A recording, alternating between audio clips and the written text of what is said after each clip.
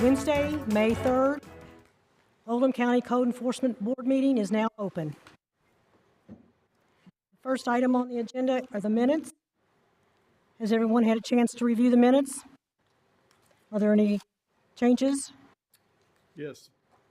Bottom of page 7, just a minor thing, the last line, the word clasps should be collapsed.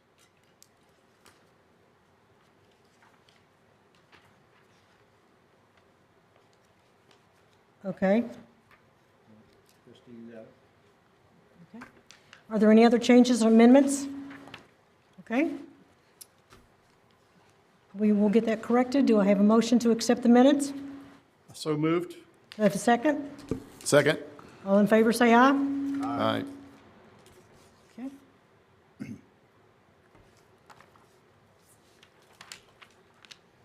All right, sir, we're ready for the first citation.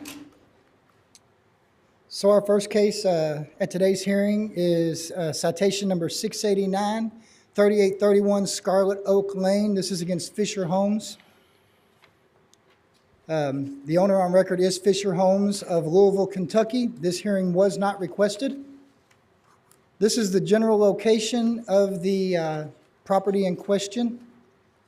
It's kind of in the Buckner area off Cedar Point Road. This is a violation of ordinance number 05-830-326, construction site runoff. This is a copy of the notice of violation and referral for citation sent from the Oldham County Engineering Office. Here's a couple pictures showing that there was no silt fencing in place during the construction. A couple more pictures showing the lot. This is the citation number 689 that was issued on March 29th of 2023. It was sent by certified mail. I have not received back the proof that it was signed for. I did email them a copy of the citation also. On March the 28th, Oldham County Engineering did a re-inspection of the property and showed the property in compliance. As you can see, there's silt fencing in place along with the straw round bales to keep the runoff from coming onto the road. It was issued on March the 29th, the citation was. The re-inspection was on March the 28th. It was referred to me on March the 24th. The citation has been paid. It was paid on May the 2nd in the amount of $250. The property is in compliance and the citation has been paid, so this case can be considered closed with you all's. Okay, thank you very much.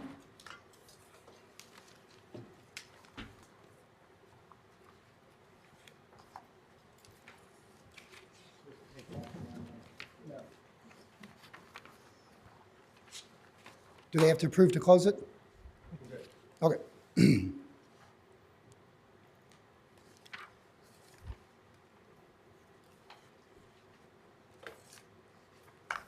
So these first three cases are all similar. This is citation number 690, 3853 Scarlet Oak Lane. This hearing was also not requested. The owner of the property is Fisher Homes of Louisville, Kentucky. This is the general location. Again, same subdivision in Cedar Point Road. The violation number 05-830-326, construction site runoff. The notice of violation was sent to me by the Oldham County Engineering Office. Here's a couple pictures of it. As you can see, the silt fence has been knocked down. Everything's running into the street. A couple more pictures of the back of the property. This is the citation that was mailed out on March the 29th. Again, this was sent by certified mail, but has not been proofed it was received. I did email them a copy. The re-inspection was done on March the 28th. You can see the silt fencing in place. Again, this was referred to me on March the 24th. It was issued on the 29th. A re-inspection was done on the 28th of March. The citation has been paid in the amount of $250. on May the 2nd. And that should do it for this case.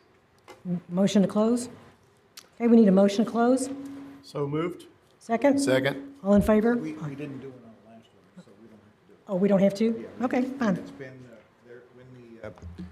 when the mitigation has occurred and the fine has been paid, it's not necessary to, Okay. Jay, it is the cell phone. Then we don't have to make any motions. This is citation 691, 3855 Scarlet Oak Lane. Once again, Fisher Homes, hearing was not requested. The subdivision again off Cedar Point Road, the general location.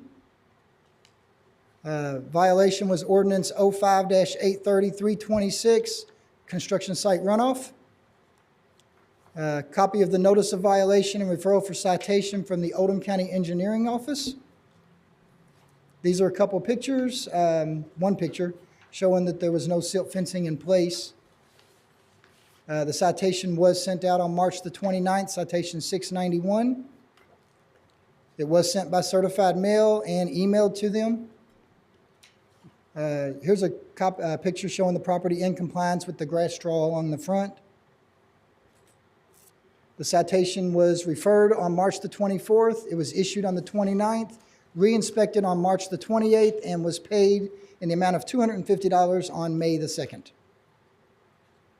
Motion closed, right? Subject's closed. Okay.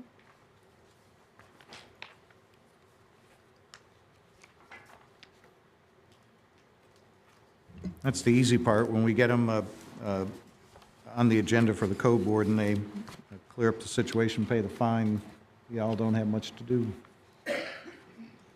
Yeah, it's best for them to pay the fine before we get here. Okay, citation number 693, case number 22-0129. This is citation against 7699 Catalpa Avenue. This is in Crestwood, Kentucky.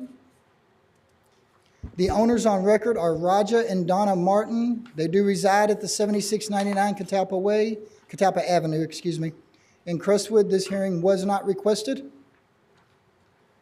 This is the general aerial of the location of the property. It is located in the Lake Louisville area off of Highway 22, just outside of Crestwood. This is a violation of the Oldham County Nuisance Ordinance 89-800-846.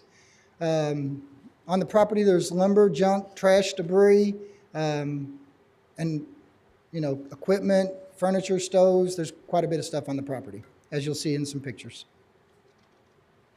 Here's a copy of the incident summary. It's in your packet.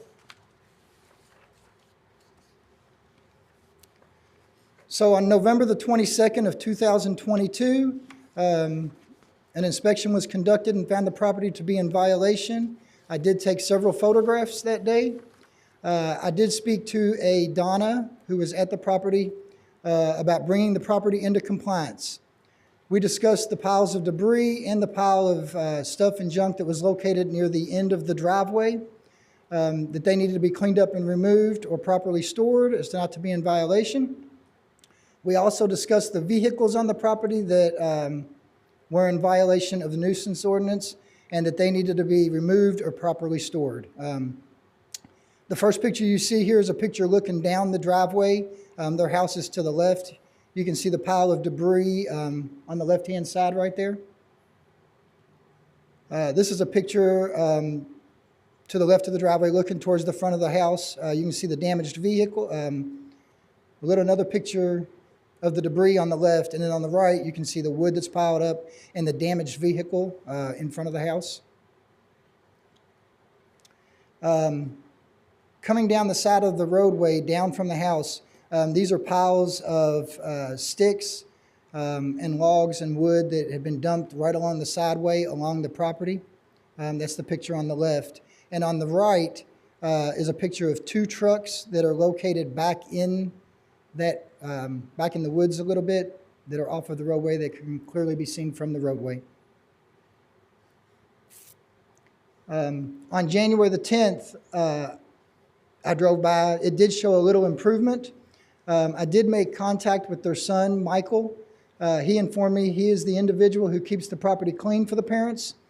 We discussed what needed to be done and the ordinances that we're in violation of. He agreed.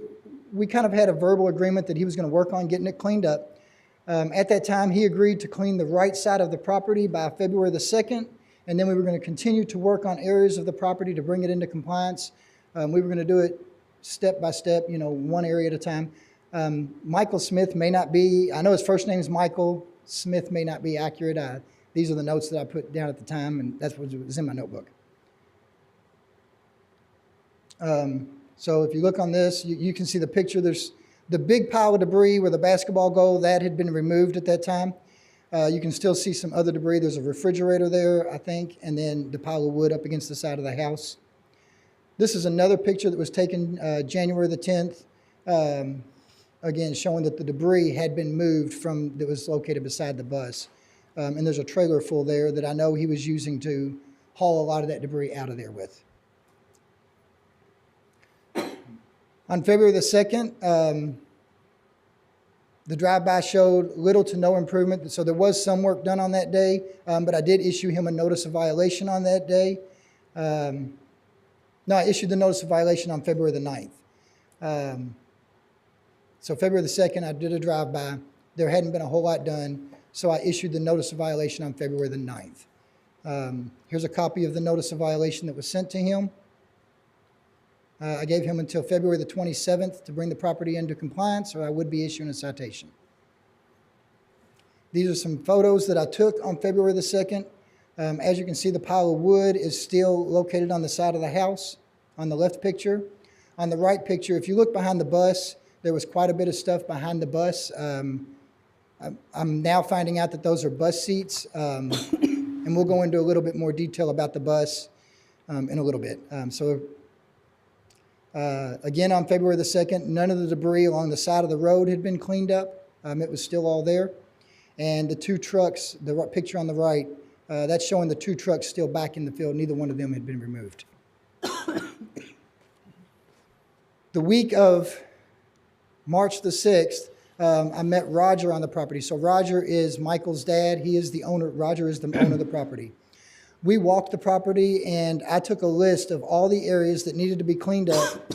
He agreed that they would be worked on one area at a time, and that I would get weekly progress reports. If agreed upon progress was met, then I would not be issuing the citation as long as we met the order of this stuff being done. I had noted the 8 piles of brush along the road, the trash around the storage shed that was on that lot, and then I asked him what his plans were with the storage shed. The two trucks that were in the field needed to be removed. The area around the bus and along the fence had lumber, appliances, all kinds of junk. And then there was a car beside the bus that, was not operable at the time. The side of the house, there was the lumber and plastic that you all saw a picture of that. And then in the backyard, he did allow me to walk to the backyard. There were corners of debris in the backyard. All 3 corners had a pretty substantial sized pile of stuff. On March the 20th, I drove by, I did an inspection. The bus had been removed from the property. The area behind the bus appeared to be cleaned up. He actually installed a privacy fence until he could finish cleaning up, the area that was behind the bus. He was also, that week, he was going to begin cleaning the front where the fence and working on the debris piles along the side of the road. On March the 31st, I did a drive-by inspection. At that time, there was no improvement on the brush near the road. The side of the house had a pile of wood removed, but a new pile of pallets had been dropped in its place in the driveway, and the bus was back in the driveway. So at that time, I did issue the citation. Here's a copy of the citation that was issued on March the 31st. Here's a picture that I took on March the 31st. As you can see, on the left picture, you can see the house. That little pile of wood that was there was gone, but you can now see the pile of pallets that had been dumped right in the middle of the driveway. And the picture on the right was just another picture with all the pallets being dropped there, and then obviously the bus had returned. Another picture on the 31st. The piles of picture on the left, you can see the 2 trucks back through the woods. It's not easy to see, but they were still there. It was kind of foggy out that day. And then the picture on the right, you can see the piles of debris that, still sat on the side of the roadway. Citation 693, I did hand deliver to the property, and I also sent it by certified mail. As of today, I still have not received back the proof that it was signed for or returned. Since I've issued that citation, on April the 28th, I drove by, I met Michael, which I believe he is here to talk to you all today, at the property. We discussed the co-board hearing that he was going to be coming here today. There had been significant improvement on the property. We discussed what was being done with the bus and how it was being used, the 2 trucks in the field, continued progress on the debris piles, the need to either remove the shed or rebuild it, and the piles of scrap and junk in the backyard and at the end of the driveway. So we went over quite a bit on that day. Here's a picture that I took on May the 3rd. You can see the front of the house now. The damaged vehicle had been removed. The fencing had all been cleaned up. These are pictures I took today, May the 3rd. Yeah. So the picture here on the left shows the bus. To talk a little bit about the bus, they are remodeling it into like an RV. It's a work in progress. I have talked to him. Him and the guy that are doing it, they're going to get with me on some kind of a timeline on what it's going to take them to, and there's no violation against having an RV on the property. The bus is licensed. It does run. So, it's just an ideal of we don't want to continue bringing stuff in. So one of the things today, the picture on the left, you can see down the driveway, it's fairly clean, but we need to make sure that no more new materials being hauled in and dropped there. If you see the picture there on the right, this is along the side of the roadway. At one time, there was about 7 or 8 piles of brush. Today, when I drove by there, most of that has been cleaned up. He has been burning it off slowly. There's still 2 piles of debris that need to be cleaned up, but as you can see, it looks a whole lot better than it did. Now, here's a couple of the places that still have issues. At the end of the driveway, and this is, I'm on the neighboring property looking at the picture. The junk and debris in the rear of the property and the end of the driveway, that does need to be removed. I'm going to let you know, and he can talk a little more about it. There is a substantial amount there. There's years and years of buildup. So, when you think of the timeline, we want to be fair with the amount of time that has to be done in getting this cleaned up. The 2 trucks in the field, they do need to be removed. Again, he can explain why they're still there. And then the junk around the shed, there's a little bit in front. He has removed some of it, quite a bit of it actually. But the shed, there's a little bit more left that he knows has to be removed. And then me and him have discussed what's going to be done with that shed. Is in pretty bad shape. It's fallen over. I don't know. I think he plans on rebuilding it, but we need some kind of a plan on the shed. What's going to go forward there? Do we have any questions? No, did you say Michael is here? I didn't hear you. Did you say he's here and he would like to speak? He is here. Okay. I have one question. Okay.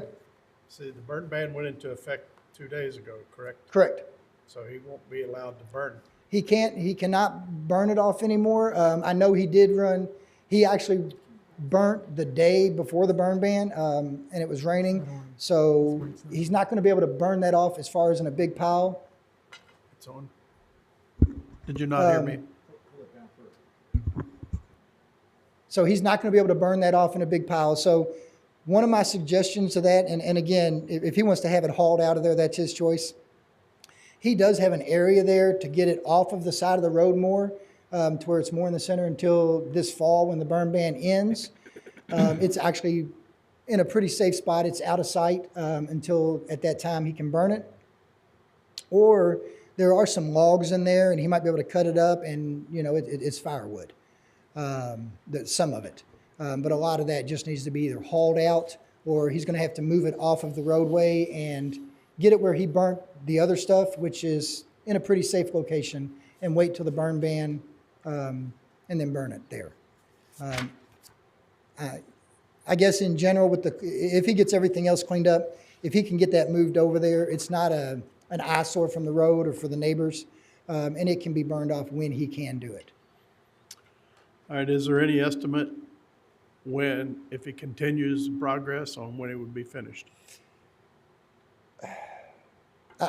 Let him come up and talk. I know me and him have talked quite a bit. I know he does work.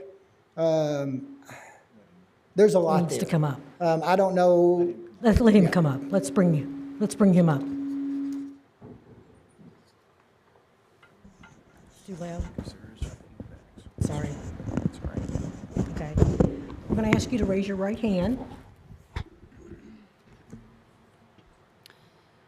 Do you solemnly swear or affirm that the testimony you are about to give this board is true and accurate to the best of your belief and knowledge? Yes. Thank you. Yes, sir. Would you like to tell us about what you've been doing and what your plan is? What's your timeline? I really don't have a timeline on it. I mean, I've been getting it done. That's just a lot to do. Sorry. They're going to have to. Okay. We'll try that again. There is Okay. a lot to do. There is a lot to do. We've got Is it your...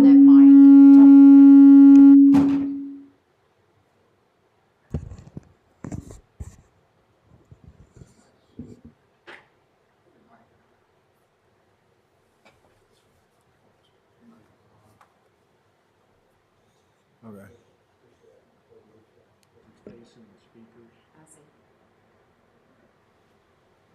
Now you think we're okay? Okay. You're good. Sorry about that. That's all right.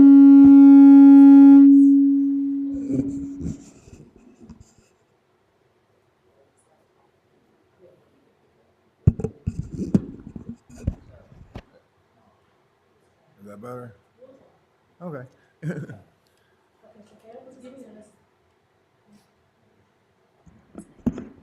Did you give us your name, please? That's not cooperating. Could you give us your name, please? Michael Smith. All right, sir, Adam was telling us that you still have a number of things to do, so what is your timeline to get all that cleaned up? Yes, I've got quite a bit needs to be done. We've got 2 acres there. So as far as the brush goes, I've constantly got brush on my property. But I was just gonna move it further off the road to where it can't be seen. Okay, and when do you expect to have that complete? Huh? When do you expect to have it off the road? I'm having it off the road in a couple of days, the brush anyway, yeah. I've already been working on it quite a bit. I've got a pile and a half left near the road. Can you move a little bit closer to the mic? There you go. Is that better? That's better. Okay. Okay, Yeah, as far as the brush goes, I can have it gone the next couple of days. okay, It's just a pile and a half left near the road. okay. And then the junk behind the fence up the top of the driveway is a bunch of bus seats and 3 refrigerators I can't figure out where to take to without paying. And I don't have the cash to pay right now. So as far as the seats go, as soon as I get my trailer empty, I'll get them into the scrapyard. I'll have them hauled off as soon as I can get those in. Okay, and then there's new items that come back? How do you, I've constantly got stuff coming in and out, like the pallets he mentioned earlier. They hadn't been laying there 3 hours, and he called me and told me to move them. okay? I think some of the other board members had questions. Did you have questions? No, I don't have any more questions. I believe you asked the question, it was the timeline for, yeah. And that includes the automobiles? That includes what? The 2 automobiles that are back The there? the 2 vehicles. Well, there's one vehicle at the top of the driveway, yes, but that's an old one that's going to get restored. That's the one behind the fence with the junk. That's just an old one I'm restoring. But as far as the 2 trucks that There are, were 2 back in the woods. yeah, the 2 on the lower property. Well, they're not actually in the woods, but you got to take a picture through the woods just to see them. So, but yeah, they belong to a friend of mine actually, and his mother had had a stroke back in November, and he asked me if he could park the trucks there, and he went to Florida to take care of her. I have not heard nothing since he left. I've been trying to get a hold of him for the past couple months over them trucks. Okay, so they're not your automobile? They're not No, your they're not vehicle. mine, no. But I did put them on the property because I told him he could put them there. As soon as I can get a hold of him, I plan on getting them out of there. But right now, you can't really see them unless you pay attention to them. Does you all have any questions? And one of them does actually run. He parked it there right before he left. It wasn't sitting there a month before he showed up the first time. So if it runs, could you get it out now? Huh? If it runs, can you get it out now?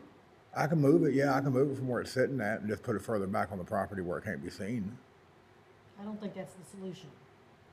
I'm gonna bring Adam to come back up. Would you have a seat for just a moment? I'm trying to, Go ahead. I'm trying to figure out what's, Just have a seat, sir. have a seat for You just a moment. just sit right there. yeah. Right next to you. You want it to go all the way back? So I guess we can work this in stages. Well, she's talking about the ones that are in the, you have to look through the trees to see them. You've had pictures there. I think you've addressed the other ones. Go back. So we'll start, if we can do this at one thing at a time. So one of the first things that we need to work on is a timeline to remove the brush. Like he said, he thinks he can do that in a couple days. So if you all want to write what you all think is fair to get that brush removed back to where you was burning that other stuff. It can't be burned anymore. It can't be burned, but he's gonna move it from off of the road back to where he had burned the old brush. It's down in a little area, it's off of the road. And then when it opens up again for you to burn it, then you can burn it like in October. I've got a big concrete foundation from my own house that I throw down in where it's surrounded by concrete. Yeah. Okay, timeline. Would you say a week? Or a week and a half, 10 days? Give Okay. yourself a couple of days. 2 weeks. 2 weeks? 2 weeks for the brush. Okay, as far as the shed goes, that would be the other one that's in that area. I know you talked about wanting to rebuild it, correct? Yeah, I can redo that side, no problem, where it looks a lot better. Okay.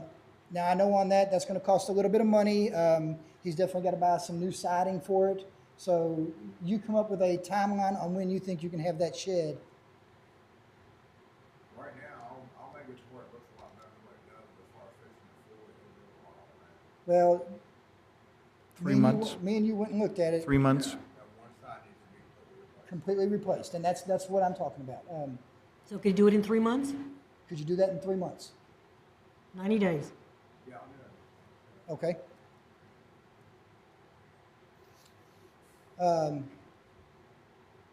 I guess we're gonna keep working in the same area.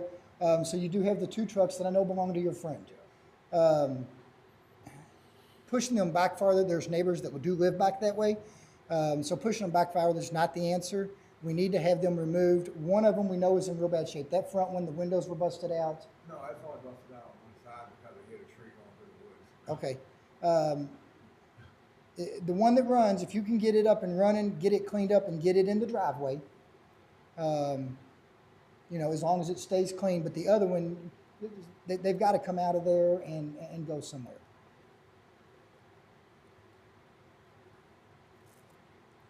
Well, let me say that, you know, the driveway's looking real clean. Do we want to put another vehicle in there, or even though it runs, but as opposed to, and this is just a thought, you know, these are partially obscured by at least leaves at this point, and they're not his. You've got to find an owner to get them off the property, right? Yes, So I think you need to consider on whether leave them there for a period of time, but then they're gone, versus move them and now they're visible. Well, I mean, if you can get a hold of the guy and get rid of them within a, you know, but they've got to come out and, you know. Well, that's why I said for the moment, I can move it further back to where there's not a problem. Well, Well, that's not the issue. The issue is you have neighbors. well, like you said, with summertime coming, they're going to be, and when you put that fence up, they did get obscured pretty good.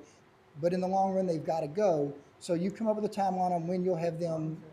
Yeah, that's what, I'm not worried about you moving them back a little bit farther. Let's just come up with you tell us a time you can have them gone. As soon as I can get a hold of him, we'll be out Can you find him in 60 days?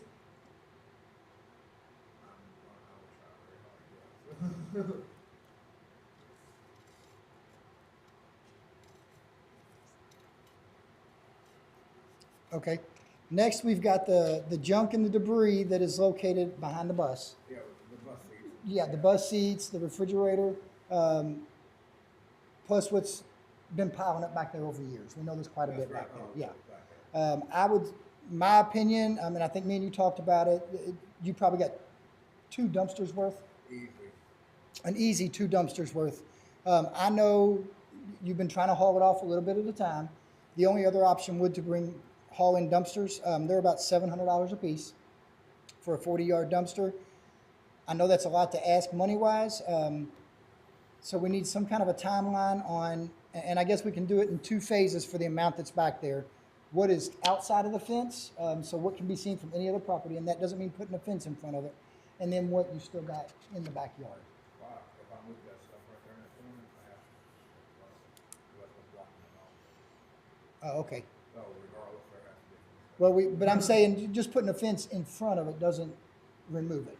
We've got to get that removed. And there is a lot there, so we need some kind of a timeline on removing that amount of junk there. So that's,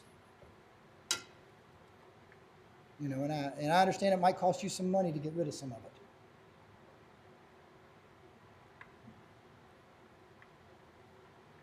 I'm not sure on that, I've already got a lot to do in the next few months now, so.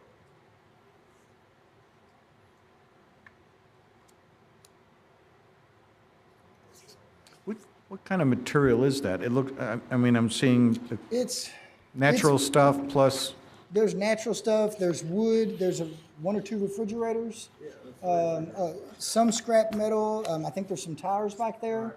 There's a lot of stuff. What it is, we're gonna live after this little shit on top of the road. So, Got a little dump yard out there. tired of it, we pick it up all around. I mean, it's a multitude of everything. And it's been sitting there for years. So, and, Michael, are you in a position to rent a dumpster so that you can get some of this out of there? Okay, so what is gonna be your solution? I've been on there and getting rid of it all the time. Okay, so if we're looking at breaking it down into 2 parts, how long do you think it's gonna, how long is it gonna take you to get that first part done? Because you've just made some other commitments too. How long is it gonna take you to get rid of the first part? First part you're talking, I guess. the part that's right here, yeah.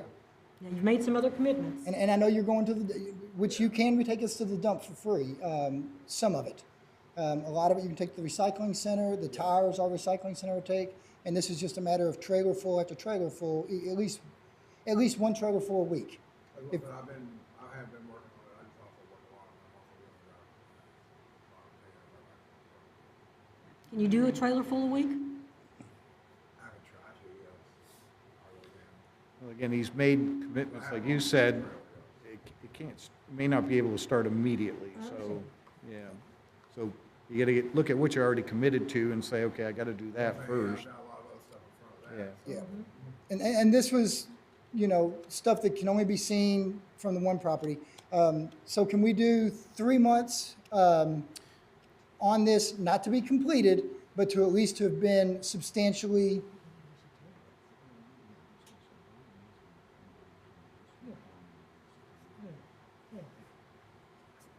We just, what can you, after you've gotten all these other items, because you've got several commitments done, that you've got several commitments that you've made already, what if we table this portion and you come back, and then have your timeline ready, how you're gonna clean those two?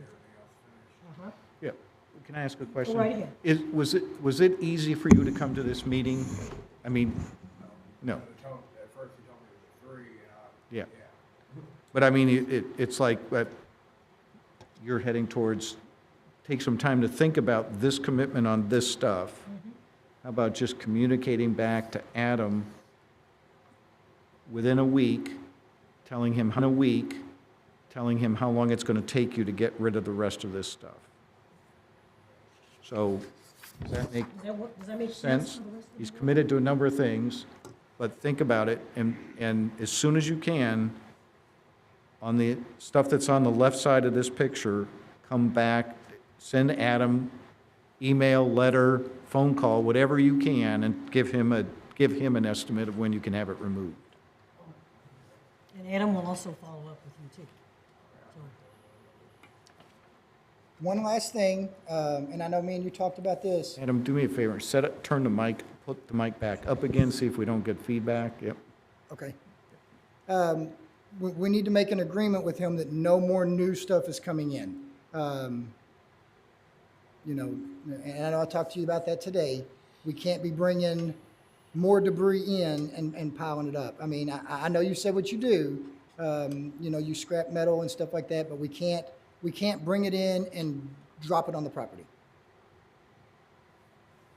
And that, I mean, I think that's something that needs to be made in the agreement, that he can't bring more in and drop it on the property. I mean, as long as I bring it in and put it behind the fence, and it doesn't get like it is now, it should be fine.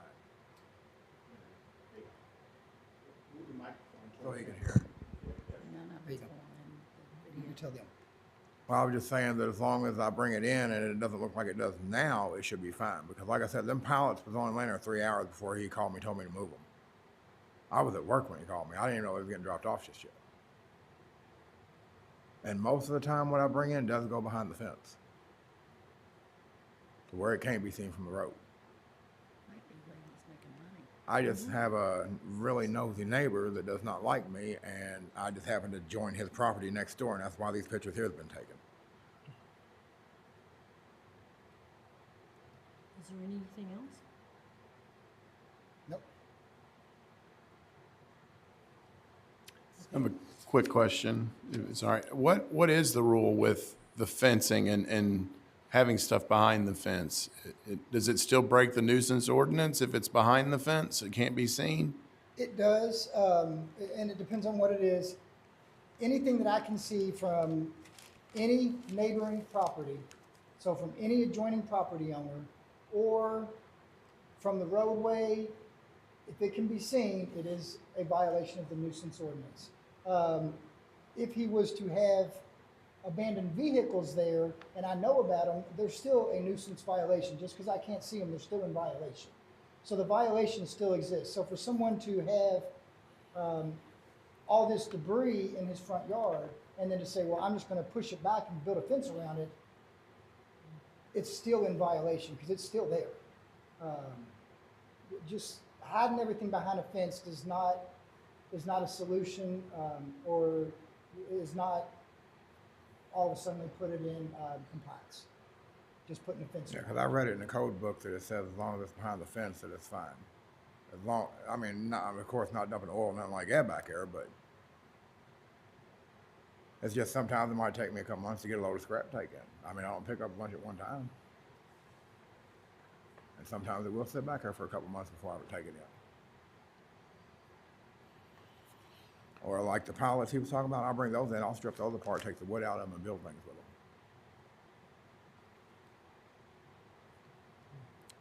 So are we needing to make a We're going to move forward. motion? Gentlemen, you can sit down. Thank you. So I would like to make the motion that the citation was properly issued to the owner of the property. Oh gosh, I've lost my place.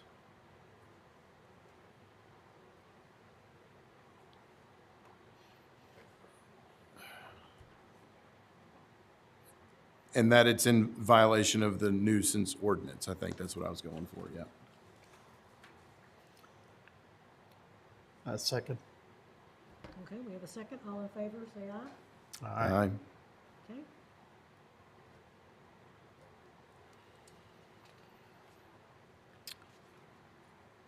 I'd like to make a motion that nuisance order violation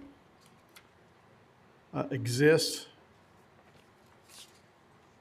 under the conditions of A, B, C, and D on our forms, that the condition and use of the premises are detrimental to the property of others or causes a substantial diminution of the value of properties in the community, because it the storing junk, lumber, limbs, trash, debris, appliances, furniture, and other such equipment. And the fact that there's a shed on there that's leaning over renders the property dangerous or detrimental to the adverse health or welfare and is or offensive to the senses of residents of the community. The person is allowed partially dismantled, wrecked, junk, discarded, or non-operational motor vehicles or machines to remain on the premises for more than 15 days, and that the violation was observed by the officer as late as the 3rd of May, and there's substantial evidence in the records that indicate the violation was permitted to exist. Okay. We have a motion on the floor. Do I have a second? Second. Okay. All in favor, say aye. Aye. Okay, motion's carried.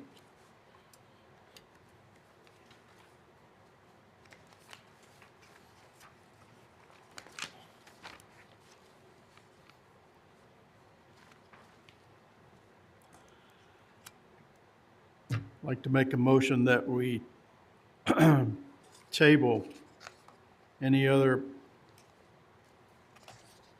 business on this particular violation until our next meeting. We were talking about only tabling the issue of the debris piles that he wasn't sure on a time frame. There is a schedule that was offered on some of the Okay. mitigation, so, We have 5 items. yeah, would All you right. be willing to rescind your motion? I withdraw my motion. There you go. Do you want to read those so because I Yes, don't think will they read wrote them that. down. Okay. So these were the agreements that, I know, Dave, I'm sorry, we can't use this one. okay. The agreement was that in the timeline, the first timeline was 2 weeks from today, that he would start getting the rest of the items cleaned up in the areas that he was working on. Item number 2 was 90 days. He would have the shed so that it was cleaned up. Number 3 was the 2 vehicles. He was going to find the owner in 60 days.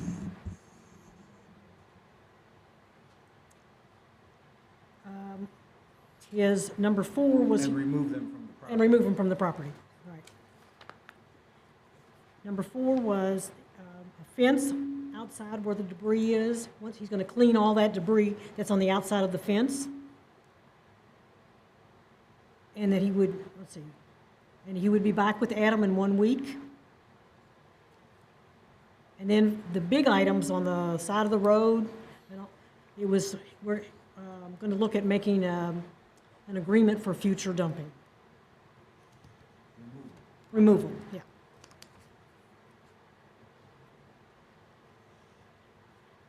You've got to come to the microphone and come up here and say what you're going to say. Sorry. Did I get one of the timelines wrong? Yeah, so the piles of debris that were on the roadway, those were going to be for 2 weeks.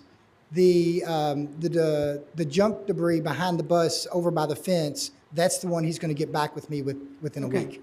And that's the one we're going to table, just to get an answer, to keep this case open. So basically, all the junk in the backyard. Okay. So we need to address these 6 items.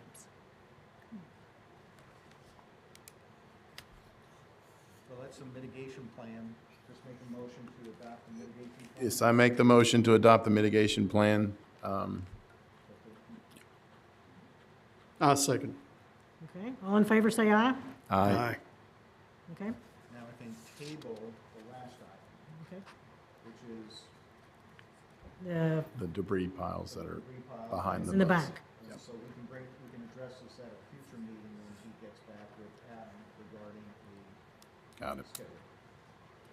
Okay. Do I have a motion? So moved. Okay. All in favor, say aye. I Okay, second. okay. And we have to look at a fine.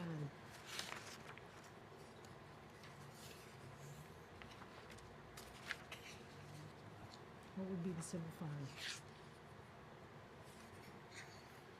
Do we want to look at a civil fine? A fine? there was a fine issued, right, with the, has it been paid? So there is the standard fine for the first violation of the nuisance ordinance is $150. I did issue the citation with a fine amount of $150, and it has not been paid. Thank you.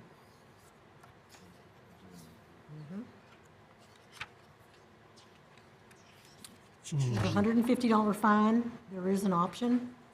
We could hold it in abeyance. I move that fine be held in abeyance until the owner of the property gets back with Adam with plan of mitigation. Do I have a second? Second? All in favor, say aye. Aye. Okay, this case is closed. It's not closed. It's open for the next time.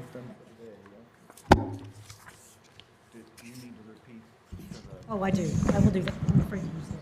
Yeah. Okay, so Mr. Smith. Mr. Smith. Scoot over a second. Just a second, please. Scoot over. Thank you. Mr. Smith, what we've agreed to do is to follow and work with you on the 6 different things that you said you were going to do. And Adam will get a printout to you so that you will know what you've agreed to. And what we've done with the fine, typically it's $150, and we're saying we're holding it in abeyance. So you keep in contact with Adam when you have to get back with him in a week. We're not going to charge you that fine at this time. You understand that? Yeah. Okay, but you have 6 things, really 5 with some major timelines that you've agreed to do that need to get done. Yeah. Okay? We appreciate it. Thank you very much. We will see you again. Thank you. Okay, thank you. I'm sorry, Adam. I just had a talking moment. Do what? I just had a talking moment. Go ahead. No, you're fine.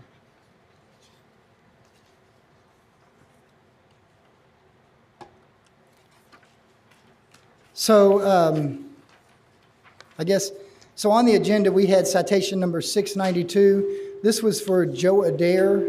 It is a parcel in the Lake Louisville area. At this time, we're going to table that case. We have come into an agreement with the owners to resolve the issue. So at that time, that citation will be tabled.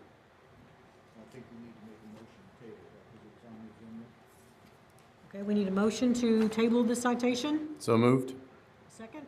A second. Till the next meeting, right? Okay, second, we said, okay, all in favor, say aye. Aye. Aye. Okay.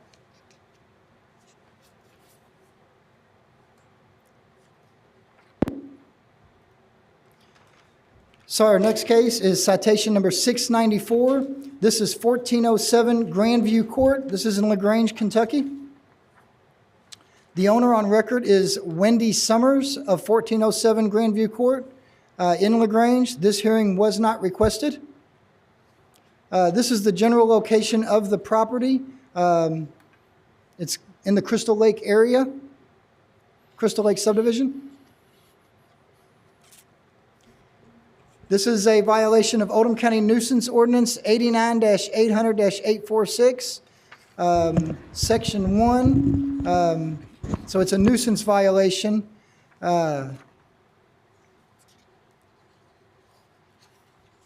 This is a copy of the incident summary.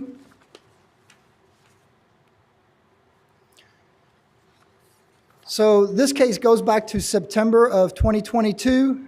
At that time, I did send a courtesy letter to Ms. Summers. I received a complaint on the property in the fall of 2022. A courtesy letter was issued for the property being in violation of the Oldham County Nuisance Ordinance. This is kind of a history of where this all started. I made contact with the owner, Wendy. She agreed to have the property cleaned up. And at that time, we spoke about several ducks that were on the property. I informed her that they would be considered a nuisance if they became a problem for the neighbors. At that time, she said she had approximately 10 of them on the property. I told her that she needed to get that number, keep the area clean where they were being kept, that she had to keep them on her property, and that 10 was probably going to be too many for the size property that she had. They would probably be a nuisance to the neighbors. She informed me at that time that she was going to be rehoming some of them and that she would have the property cleaned up. On November the 9th of 22, this case was closed as I drove by, and the property had been cleaned up that was in violation, and I had not received any complaints on the ducks at that time. To go a little further, so this year on March the 13th, I did receive some complaints on the ducks at the property. I received a photograph of the ducks right here on the right. I did a site inspection and was able to confirm that several ducks were along the property, along with some buckets and pools of water. You can see the ducks in this first photograph that was sent to me. This is probably the best picture of them. These are some pictures that I took on the 13th. On the left is a picture. There's probably about 6 or 7 of them in that picture.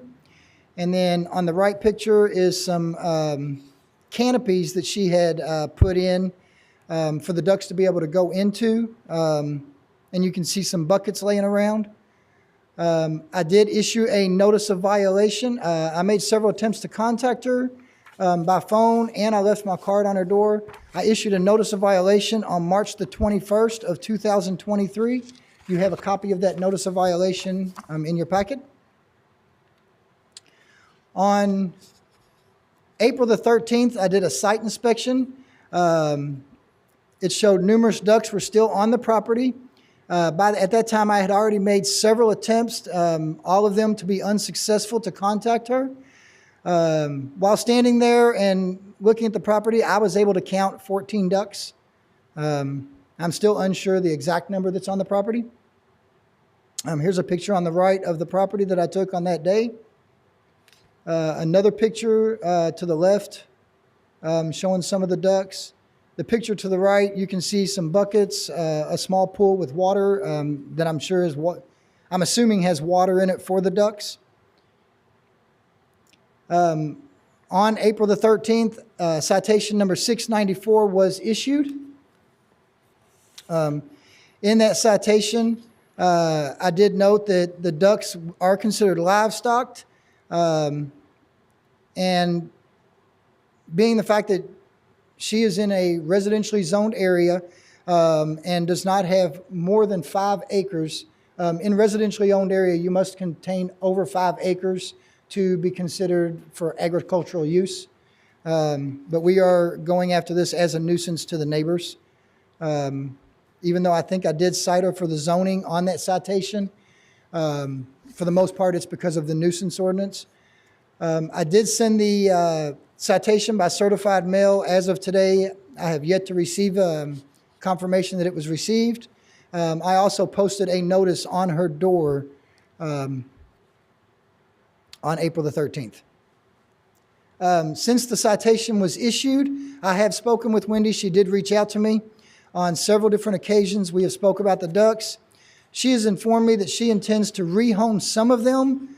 But as far as I know, as of today, nothing has been done or agreed upon to bring the property into compliance with the ducks continuing to be a nuisance to the neighbors and to the neighborhood.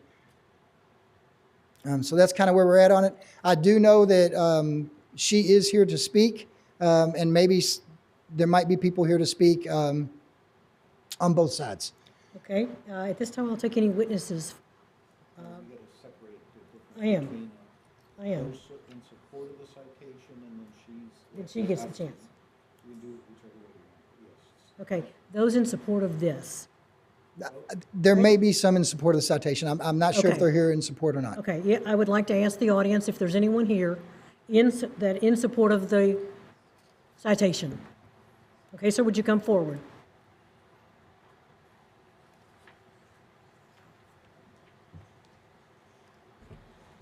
Would you raise your right hand and say your name, please? My name is James Allen. James Allen. Allen. Okay. Do you solemnly swear or affirm that the testimony you're about to give this board is true and accurate to the best of your belief and knowledge? I do. What is your address? I was going to fill you in. Used to this. I'm at 1416 Oldham View Drive. I'm the president of the Crystal Lake Club. I've been asked to come here by the individual who made the original complaint and a couple other people who also complained, but only to me, but not to Adam. And I've been authorized by them to represent them, and I've been authorized by the board of directors to be here today. So I just want to say that we're here to say that there has been a complaint and there's concern about that number of ducks. One of the complaints that we have an additional input from a member who isn't so much worried about the ducks as they are about the contamination to the lake. So I can't tell you anything about the contamination of the lake because we're not scheduled to sample that water until this Saturday. But I just thought I would give you a general representation of the reaction that I've gotten for the ducks. Okay. Thank you very much, sir. At this time, I'd like to call upon the owner of the property. Is there anyone else? Yeah, he's with her. Will you raise your right hand, please? Give us your name. Wendy Summers. Do you solemnly swear or affirm that the, raise your right hand. Do you solemnly swear or affirm that the testimony you are about to give this board is true and accurate to the best of your belief and knowledge? Yes, ma'am. Thank you. And your street address, please? 1407 Grandview Court. Okay. What would you like to tell us? I have ducks.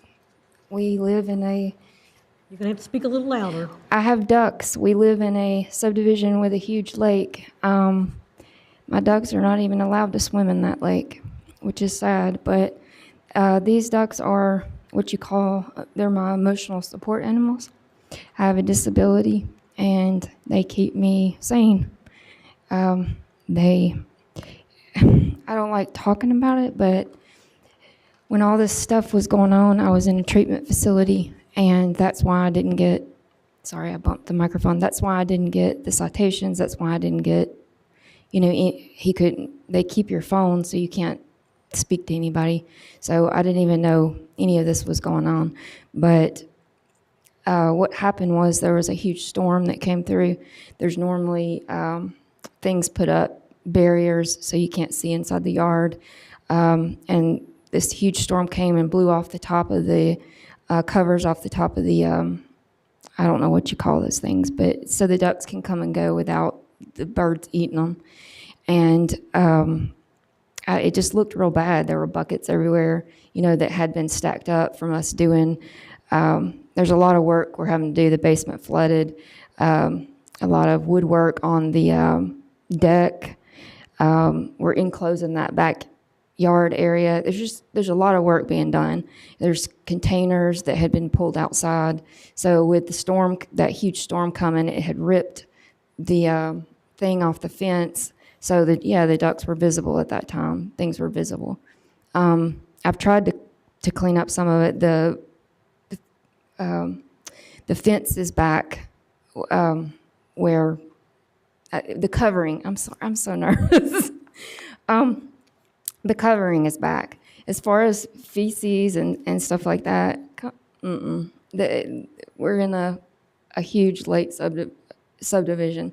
There are many more ducks out on that lake than I have, and I keep that area clean. I take care of them. They're my babies, I don't know what else to tell you other than that. I do have a certificate from a medical professional saying that legally I can have those ducks. So. And does it say how many ducks you can have? It just says, she had to go back through because she didn't list the amount. So I had her go back through and do it, and she just said as many as she feels will be helpful to her disability. Now, as far as that's concerned, I'm not getting any more ducks, and I do plan to actually get rid of some of the ducks, especially the males. The ducks aren't loud until they're like dogs. So when somebody comes close or they get close to the fence or something, they're loud. It's like a dog barking, right? But they go whack, whack, whack. And they get scared, So they do sound like they're loud at that time, but they stop and they're quiet, They're kind of docile creatures, They don't cause any problem that I know of. They, as far as smelling stuff, what people I think are smelling is these overflowing sewages that we have. What do you call the septic? Yeah, yeah. So I think it's hilarious that someone's calling on my ducks when this septic had been overflowing for years and it smelled so bad. And then finally I had to call about it, and it was an overflowing septic tank. But every now and then when it rains really hard and it comes down that hill and you get a whiff of it, I think it's septic, but those ducks don't stink. They don't. And especially as far away as we are from anybody else. So I don't know. I don't know what else to tell you other than that. But if there's stuff that's bothering people, I wish they'd just tell me, and I would do that. But yeah, when that storm came, it didn't look great. I mean, there were buckets thrown everywhere. There were containers, like I said, from cleaning out the basement that flooded. We had 3 pipes that burst. And yeah, so there was a lot of stuff everywhere. But yeah. Okay. All right. Would you like to just have a seat right up here? Yes, in case ma'am. we have some more questions? Adam, do you have anything that you would like to rebuttal or give us some guidance before the board starts talking? So for one thing, like I said, I've received reports that there's probably 20 to 30 there. I was able to count 14. One of my questions would be how many are there? And then, if there's even 14, at 14, that's too many for that small of an area. Now this is my opinion. You put 14 animals into a small fenced-in area. The neighbors are complaining of the smell, even if there's only 14, and I don't know how many she really has. Even at 14, the neighbors are complaining of the smell. They are complaining of the noise, and there just can't be 14 ducks. I mean, that's too many. I know I've talked to her before last year. At that time, like I said, she said there was probably somewhere around 10 or 12. She talked about getting rid of 4 to 6 of them, I think is what you said, which would have brought her down to around the 5 to 6 number, which again, technically with it not being a farm, throughout the county, I go to a lot of areas, and if I get complaints on roosters or ducks or animals that they say is a nuisance, they're not a farm, they can be a nuisance. So if the neighbors are complaining on ducks being there, if there's just 3 and they're complaining about 3 ducks, technically she's not a farm. She can't have 3 ducks because it's not a farm. Well, let me clarify something. You keep saying a farm. In the regulation under agricultural use, any zone property can have agricultural uses. If you look under the definition of agricultural use, it says 5 or more contiguous acres. So when you keep relying you have to have at least 5 acres to have agricultural uses. So it's not really a farm as you would describe it. It's whether or not that's a permitted land use. And so because this isn't 5 acres or more, then it has this kind of restriction on it. What can you really do? And like Adam said, we have people who have chickens and various things that we do get complaints about. So this is one of those. I don't think he can establish how many is enough or too many. The question is what to do about the situation as a whole. At what point do the neighbors complain about it being a nuisance? I mean, if they're staying all on her property, and I believe that they are because it is fenced in, if the area is kept clean, but, it comes down to a number. I mean, if she took that down to 5, are the neighbors still going to complain about it being a nuisance? I don't know. But definitely with the amount she's got now, they are definitely claiming it to be a nuisance. I think I want to get past the number, okay? Yeah, I think it's not about a number. It's about an agricultural use or not. And then There's someone else who you wants to establish speak? whether that's Oh, just a minute. whether that's right or wrong, then you can decide on a number, but it isn't, well, let's pick a number and then go. I mean, Adam, it's not a simple question. can I bring him up? Let him, He's, I think, speaking on behalf of the Please come. applicant. yes. No, you have gotta to come up here, Yeah, and you have to be sworn in. or the owner, rather, not the applicant. Okay. Do you solemnly swear or affirm that the testimony you are about to give this board is true and accurate to the best of your belief and knowledge? And your name, please? Yes, Daniel Summers. Okay. Go ahead and speak. Address. And he's at the same address, right? No, I'm not at Oh, the you're same not. address. Give me the address. I'm actually in the process of moving right now Oh, sorry. between residences. Are you moving in or moving out? What would be, where did you get your mail today? My well, it's at the post office. It's on hold. My most recent address was over at Grandview, or at Oldham Oaks Apartments. 1,000 Griffin Lane. Okay, but you're moving into this subdivision. Well, that doesn't matter. Doesn't matter. Just get an I'm address. between residences. Just get Give an me your address. So, Use the Oldham Oaks as your address. okay. Good enough. So the question I have, I guess, with regards to if the concern is noise, in this case, ducks quacking, it's a lake property, and there's ducks quacking all over the place. There's birds chirping, there's all sorts of waterfowl, there's swans flying overhead, so at what point, I guess, do we draw a line between natural contamination versus contamination on a residence or something like that? I'm not sure how you would differentiate between the two and what sort of volume might be considered, but there's a lot of gray areas in this case, and I just wanted to bring that up. So, Thank you. something to think about. Thank you. Can I ask the question of the homeowners association The representative? homeowner association, you have to come back up here, sir.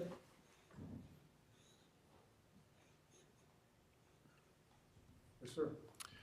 Well, I know that we're not trying to get to a number, but there is, in my thoughts on this is, you can consider a lot of different things as a pet, potbelly pig or chicken or something. Are there rules in the homeowners association that have to be followed about any type of animal? How many they have? If they have a dog, can they have 5 dogs?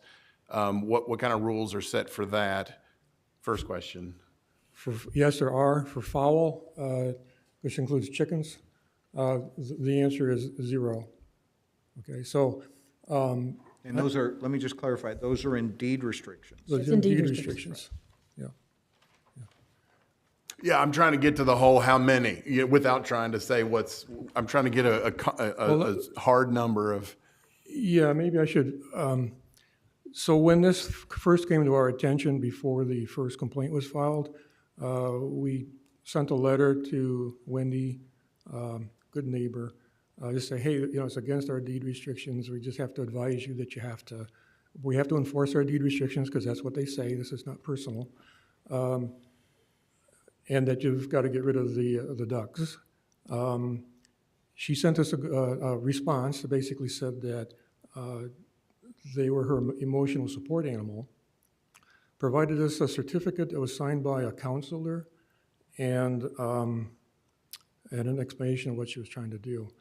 We sent back a letter saying that our deed restrictions don't let us to have an exception, but the board had agreed that if there were a reasonable number that the doctor would give us a prescription for, that the board would be willing to use that as a defense of anybody trying to attack our deed restrictions.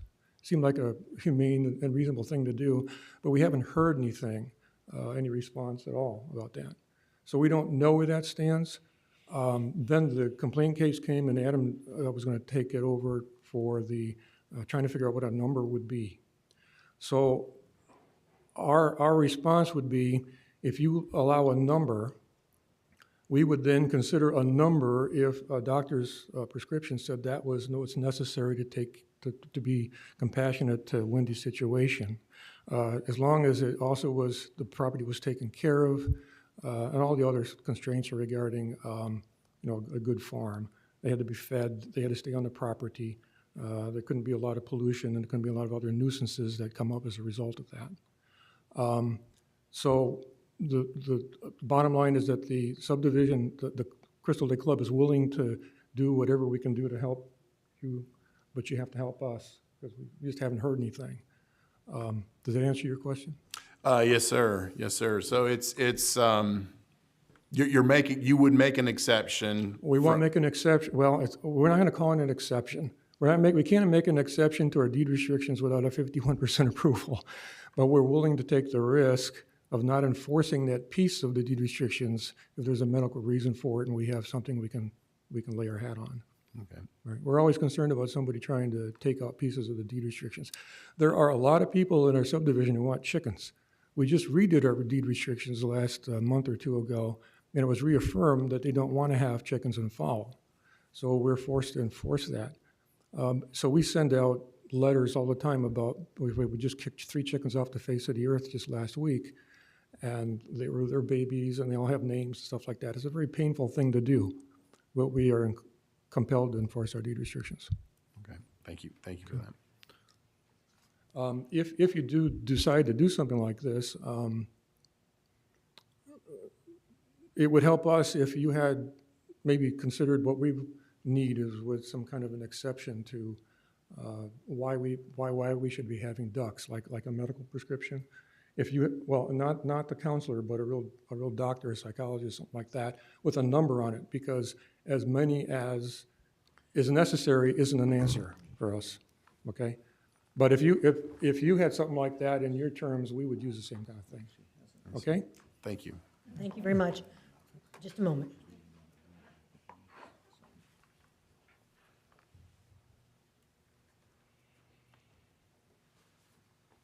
I was just discussing HIPAA requirements. Yeah. Well, and that leads me to another question of, emotional support animals and code violations. How does that is affected by ADA standards? I don't know the rule for that. Okay. There's no law that permits someone to violate a nuisance ordinance because of a disability. So I'm not going to speak to deed restrictions. There might be a different standard. I do also want to remind the board that we're not enforcing the deed restrictions, we're enforcing the ordinance. Thank you.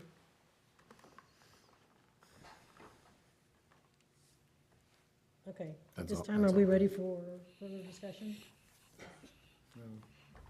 I'm sorry, did you want to, please come forward. Did you say something? I'm sorry, you get a chance to rebuttal. Legally, I've done. Pull the microphone Okay. back out. Legally, I've done everything that's legally required of me. This paperwork that I had that I sent to them, that's all that's legally required by the state of Kentucky. And them wanting like a psychiatrist and things like that, and they want this and that, that's not legally required of me.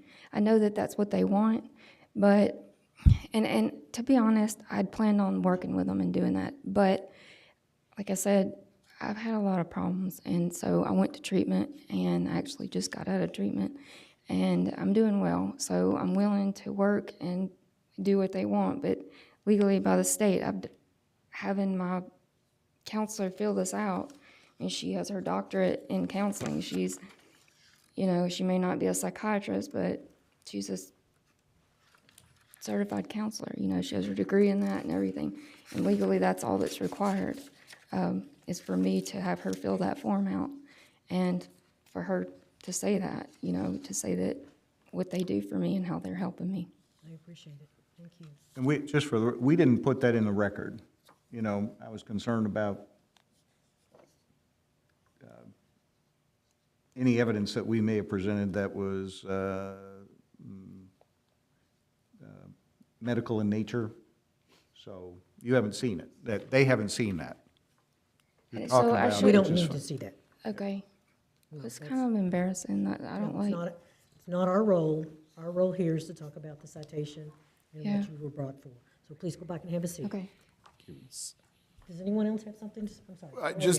I'm sorry. I'm wrestling with, we're in violation because it's a nuisance, right? There's the noise, the smell. Would this be for, I'm trying to take duck out of it. If there were 14 dogs, would this still be the same violation? So, yes, this could, Well, a dog would be a domestic animal. That would go to animal control. They have rules on that. hang on, let me start with this. It's about the nuisance complaint. It isn't about necessarily Get the animals. an animal. If there were 14 dogs and somebody filed a nuisance complaint, it's about the barking or the smell or whatever. This is similar in nature. The difference is that when you look at whether it's a permitted use to have chickens and ducks and things like that, it's under a definition of the agricultural use. If this was more than 5 acres and she had ducks, we would not be involved in this case unless it was about noise and under the nuisance. So it really doesn't matter, dogs or chickens or cows, pigs, whatever. This is really filed as a nuisance It comes citation. down to, is this usage of what's happening in an appropriate, is it 5 acres? Is it those type of things? That's what we have to go back to. Is there can the owner file for a variation or an exception? Not at this level. Doesn't that go back to the deed of restrictions and to her homeowners, Well, deed of restrictions, again, is separate. right? We're really just dealing with our ordinance and regulations. And our ordinance says no. This is a complicated one because we've only had one case where somebody filed for an exception for chickens, and it was denied by the Board of Adjustments. But we're an agricultural-based community, and we don't allow chickens, but in the city of Louisville, you can have up to 5 non-crowing chickens. So I hate to laugh about this, and I don't mean to laugh by any means, but it isn't a cut and a dry thing. We really need to focus on this situation and make some kind of, like we've had with all of our code enforcement cases, a determination on mitigation or tabling or something. And really, it's because of the complaint of noise and odor.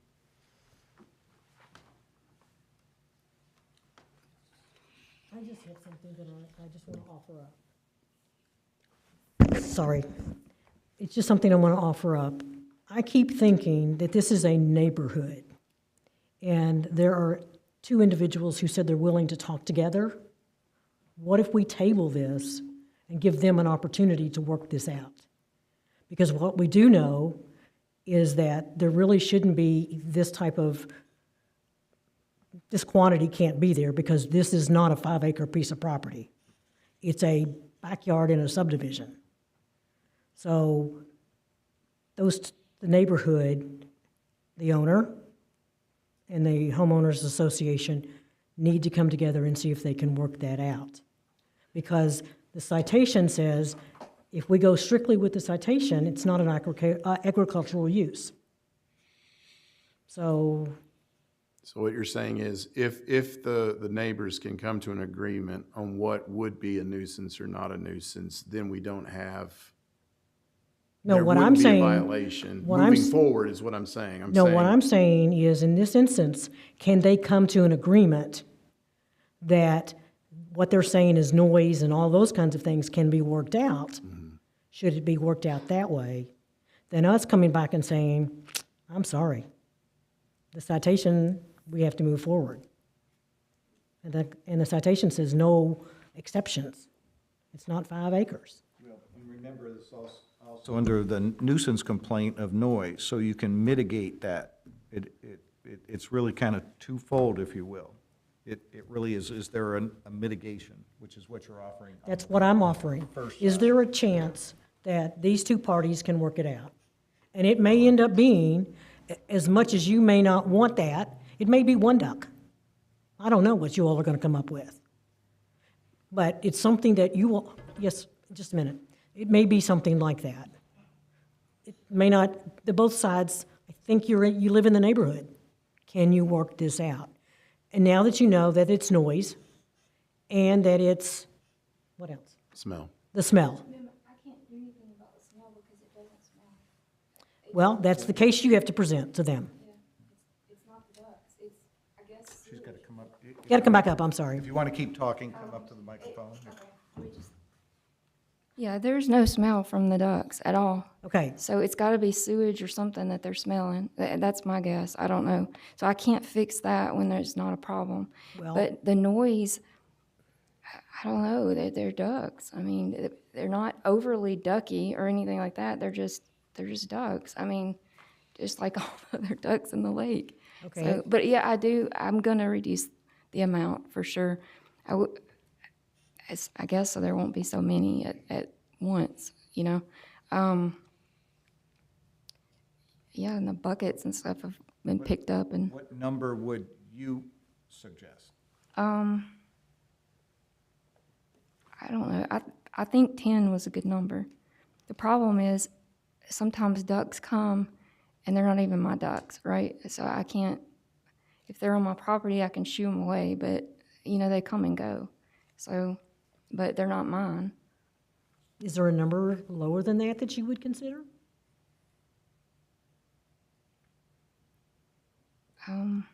Not that you have to make that decision right now, Yeah, but that's probably where it's going to have to be.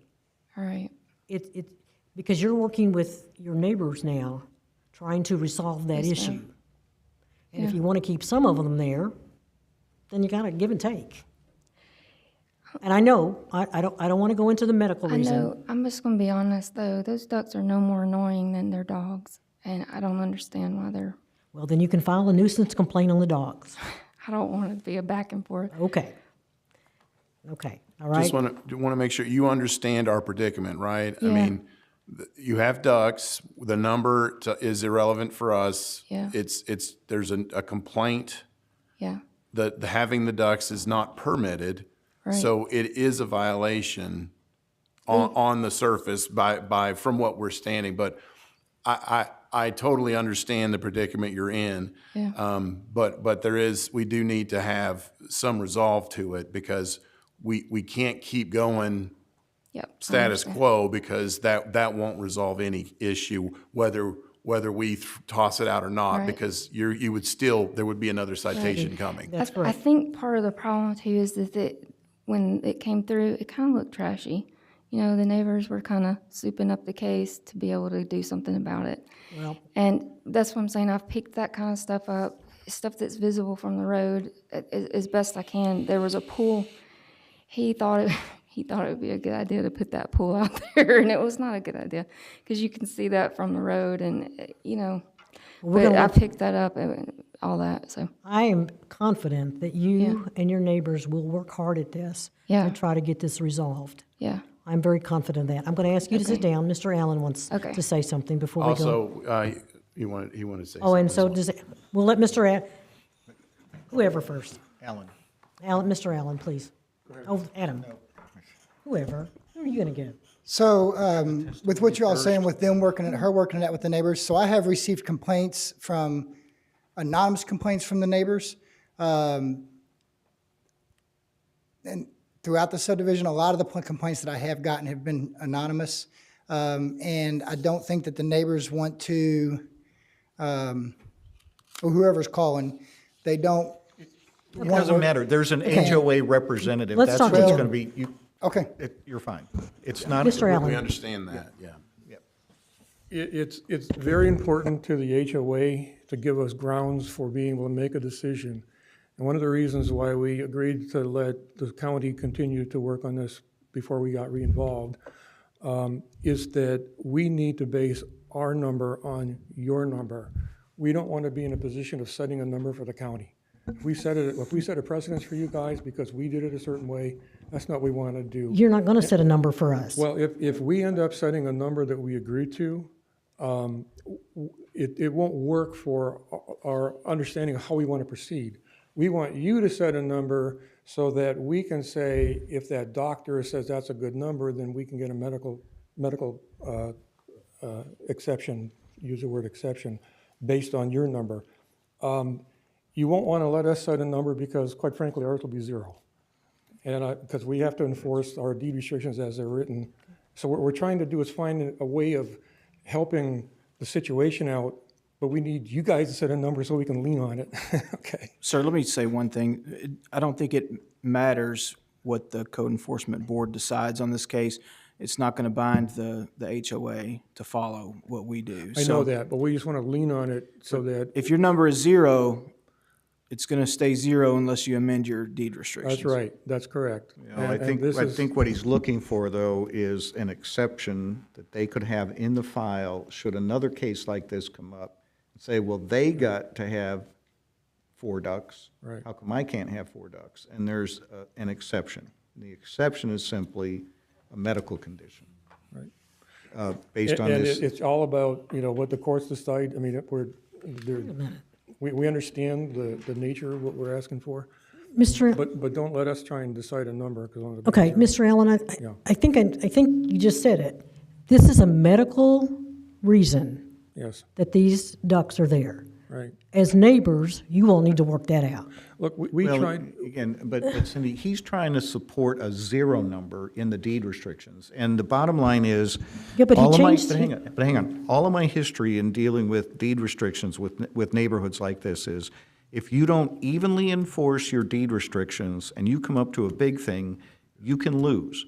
There's a famous case in Louisville where on Trevilian Way, somebody built an addition on their house that was completely out of character with their neighborhood.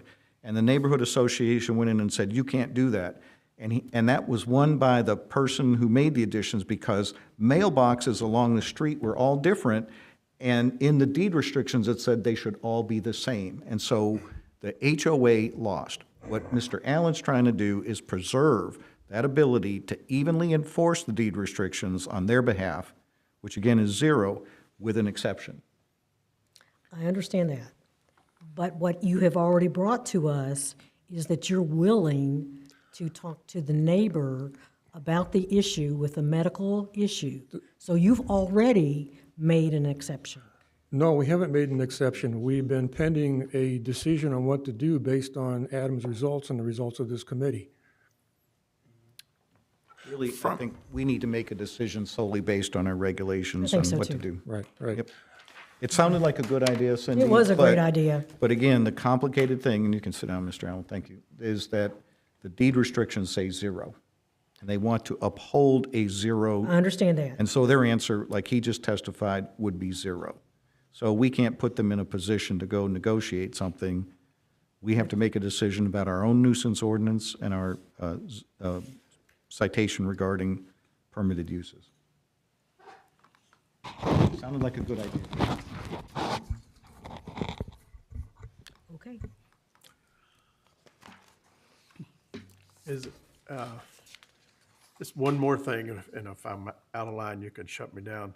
But it would seem to me like if the HOA was serious in wanting to accommodate the owner in this particular case, that the HOA could get together and further modify their deed restrictions to allow a medical need exception.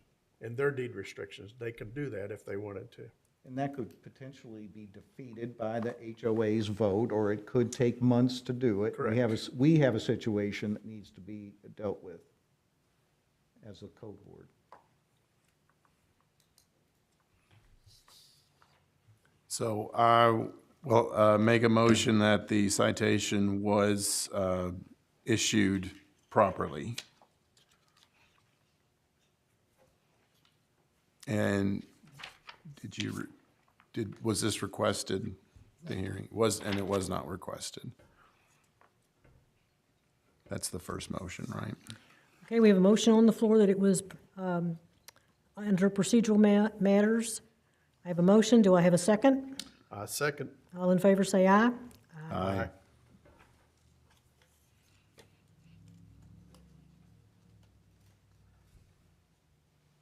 I would also like to make a motion that the violation, that that there's a violation of the Oldham County nuisance ordinance, and it was committed because of A, the condition and the use of premises are detrimental to the property of others, or causes or tends to cause substantial diminution the value of others' properties. And the violation was observed by our officer, and there was substantial evidence in the record that the violation was permitted to exist. Okay, we have a motion on the floor. Do I have a second? Second. All in favor say aye. Aye.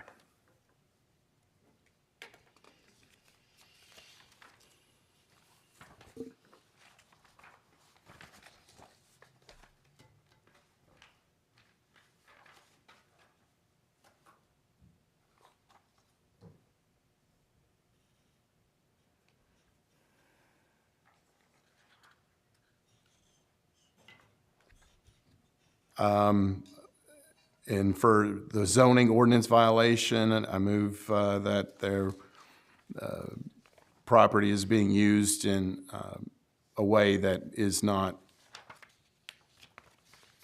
allowed under zoning ordinances. I second that. Okay, all in favor, say aye. Aye.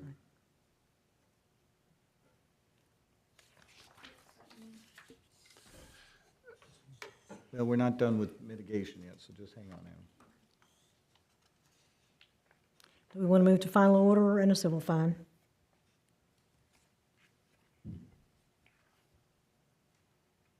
I don't know that we found a remedial.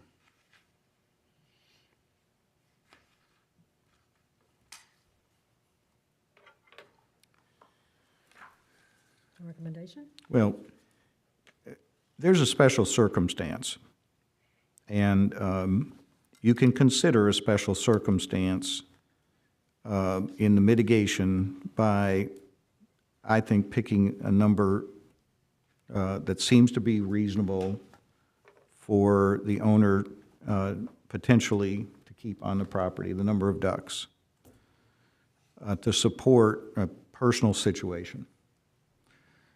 What's that number? I don't think I know, but I'll offer that it seems as though that somewhere between 10 and whatever number there might have been, because neighbors said there were 30, was too much. So the owner is offered 10, which seems to be the lower limit, so I would say pick a number less than that. And then give a certain amount of time to remove the additional ducks up to that number, The question I have if you were so inclined.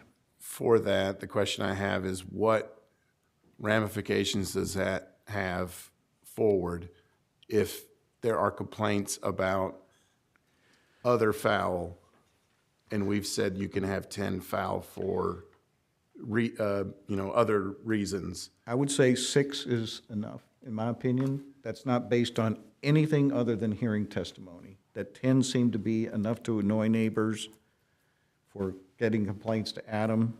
So, this is an individual, this subject is not resolved in one case, and I don't think becomes precedence at all, because we get complaints all the time. We've had complaints about donkeys. Now, I got to give her credit, the ducks don't seem to be going across property lines, so that's a good thing. We've had ducks on other people's decks making a mess. We've had potbelly pigs, and we deal with each situation. I don't think you need to concern yourself with what might come. Okay. Let's just deal with today. That's what I would suggest, to sort this out. So your options You're are, saying less than 6? well, I'm just putting a number out there, just to give you a place to start. The option is to fully enforce the regulation that says this isn't permitted and say 0. But in this potential and special consideration, if you want to, you can say, pick a number. I just don't think it sounds like 10 is a good number, because we've had complaints. Okay, so let's make it less so we don't get complaints, as many. Well, that's up to you. Do you want to take more testimony, or we're trying to come to a solution? I don't know why there has to be so many. There isn't a number on what I've seen from the sheet that she gave us that we didn't distribute. I think just find a number that seems to be reasonable. Do you understand our predicament? We have 0 as an option, and then we have a number that we wouldn't offend neighbors and would be acceptable to the general population. There were 10 to 15 out there, so I think 10, we should try that, so if that's helpful. Well, if we say 10, then 10's the number. You know what I mean? So I don't know. In case it's not. You still face the HOA having to enforce their deed restrictions, which is 0. I think 10, because of trying to not, we don't enforce the deed restrictions, but you've heard a willingness to participate and have some kind of exception that's reasonable. I think you need to come to a different number than 10. I think, No. I think it's up to the board to just have a discussion, make a decision. No, I think we're at that point. Thank you.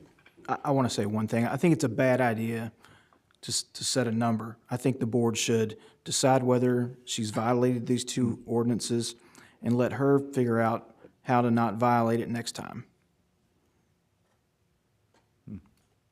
If she can get through with 9 ducks and not violate the ordinance and not be back here again, then I guess that's fine, but I don't know. It might have to be 0. So that's another option for the board to consider. Just trying to give you the framework, if you will, which is, again, basically upholding the regulation that says 0 or, but your attorney has made a recommendation. We're not having additional discussion. Yep. Okay. I'm still liking the idea of the special circumstance. And I think I want to do this because I do want to support the owner in that she has a medical association with that. I am suggesting a number of 4 and remove all the others.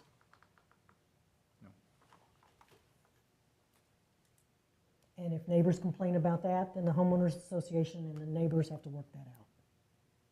Because if it comes back to us again. We're saying that it's that gonna- 4 would not be a violation Well, under a special circumstance. under the special circumstance. But if it comes But back to then- us and we have no special circumstance, the number is 0. Because that is the law. I like it. Somebody needs to make a motion, not me. I'd like to make a motion that under special circumstance,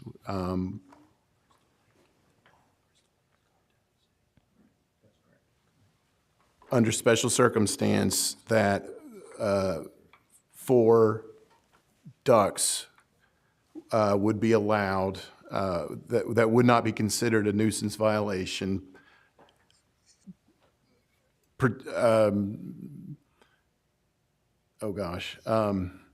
With the understanding that we would have a circumstance documented that the ducks would be banded to identify that they are personal ducks as opposed to wild ducks. And was there another one I'm forgetting? Well, you need to give her well, unless that's under mitigation, a time frame for removal of any number over 4. That may come in the next motion, right? So that, I guess that completes my motion. Then making a motion, there's a special circumstance. We need documentation of special circumstance. That 4 would be permitted under that special circumstance, and that the ducks would be banded so they'd be identified. Okay, the motion on the floor, do I have a second? A second. All in favor say aye. Aye. Aye. Okay, we need another motion. Timeline for completion. I make a motion that the owner has 30 days to reduce the number of ducks on her property to 4. Okay, we have a motion on the floor. Second. All in favor say aye. Aye. Okay, that motion is carried. Okay, now we need to move to the civil fine. I make a motion that the fine be held in abeyance for 30 days till the owner is in compliance with the order. Second. I have a motion on the floor, I have a second. All in favor say aye. Aye. Okay. Okay, this one's been a challenge, and I have to say that we want to support you, and in the area that you live, those are the guidelines. So we're looking for you to make the changes, and that the other ducts will be removed. You have 30 days to do that. And if that's done, then there's no fine. Okay? Okay? Then we're done. Thank you very much. We wish you the best.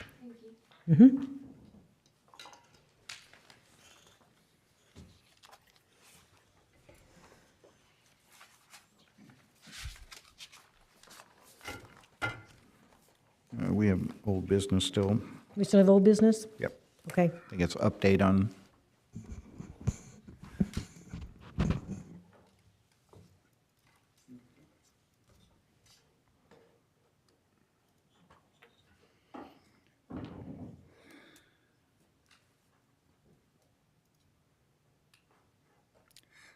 So under old business, so the first case is 7410 Peachtree.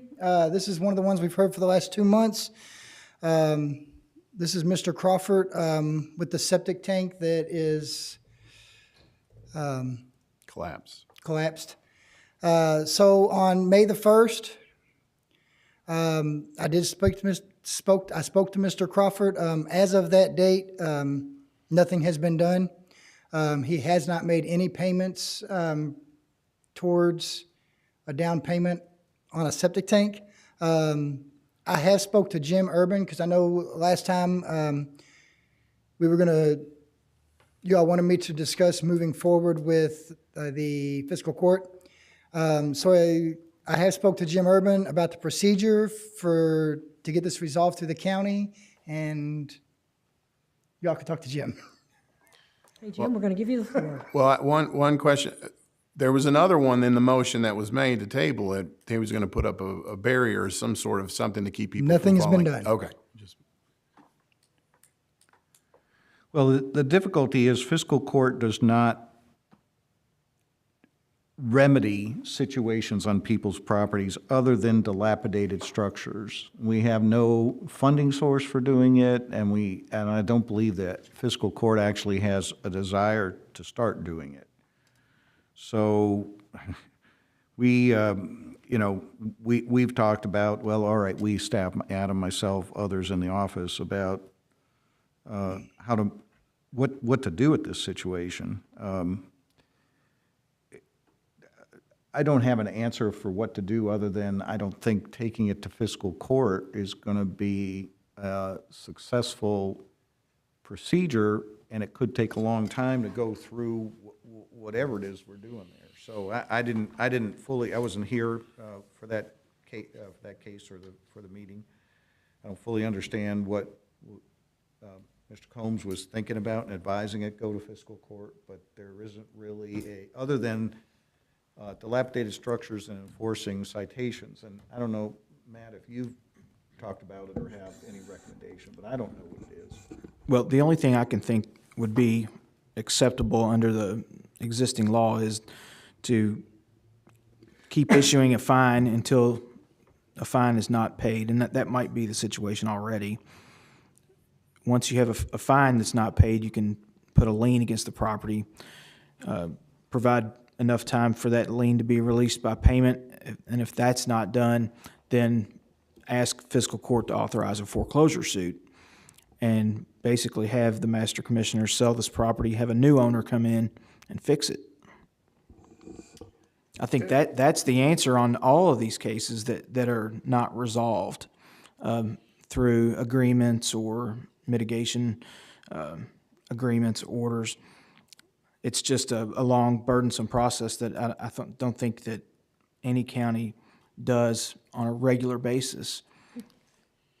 Is it possible to, since if the septic system is not working, then it becomes an environmental issue. If it's not working, can his property be condemned and he be made to move out? I don't know about that. Jim, do you? The only thing I'm certain of, there are two separate places for that question. One is in building codes, and the other is in the health department.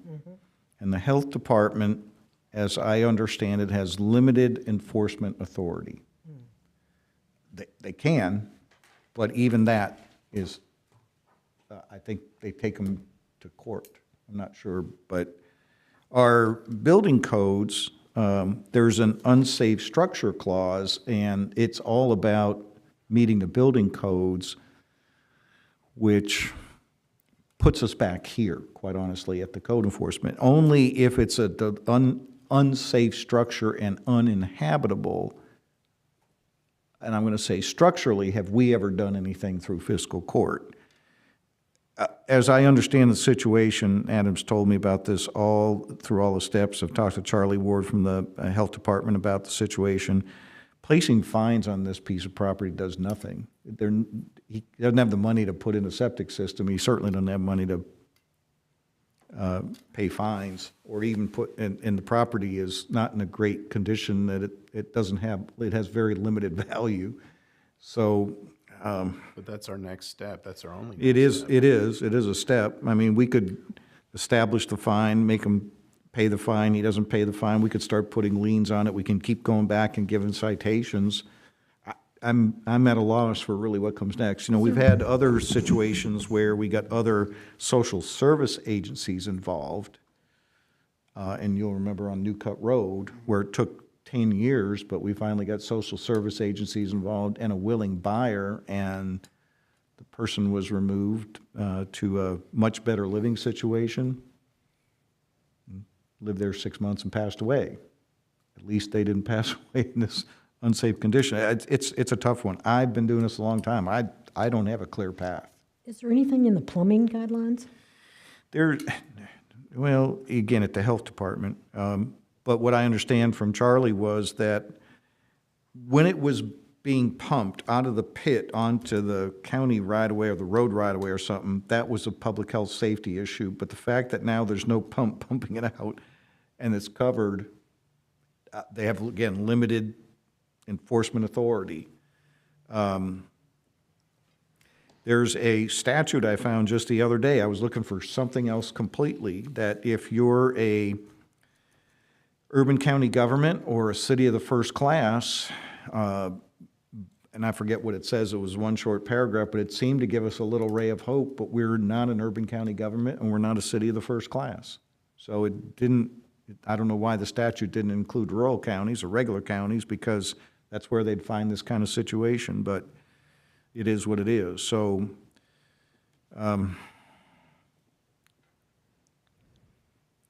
thanks for throwing it my way, but I didn't have an answer earlier today, and I still haven't figured out a better one than what I just said. You know, When we met last month, though, we were very clear with the property owner that how much time do you need?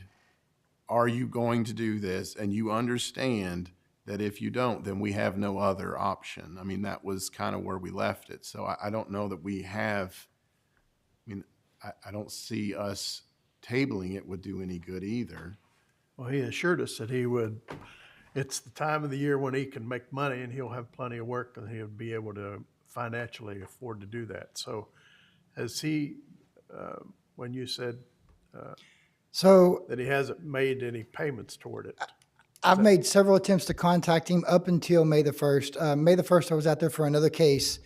I happened to drive past it, and I saw someone out on the property, and I thought, maybe I can catch him. And I just happened to catch him on May the 1st outside, and I went up and I asked him what he had done, had he made any payments.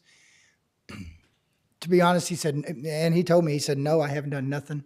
He said, matter of fact, he said, my electric's been shut off and I'm sitting in the house with no electric right now. So that's, you know, he had somebody outside. One of the guys that lives with him was outside, picking up outside. But I mean, I wish I had more to say, but I mean, he's hard to get a hold of.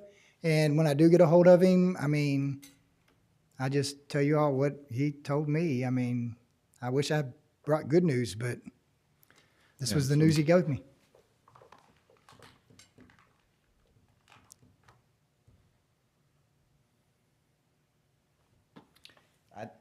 I unfortunately can only say, let's just table it for one more month and see if some, I'm in agreement with that see too. if some I know, thing pops up that all of a sudden makes sense.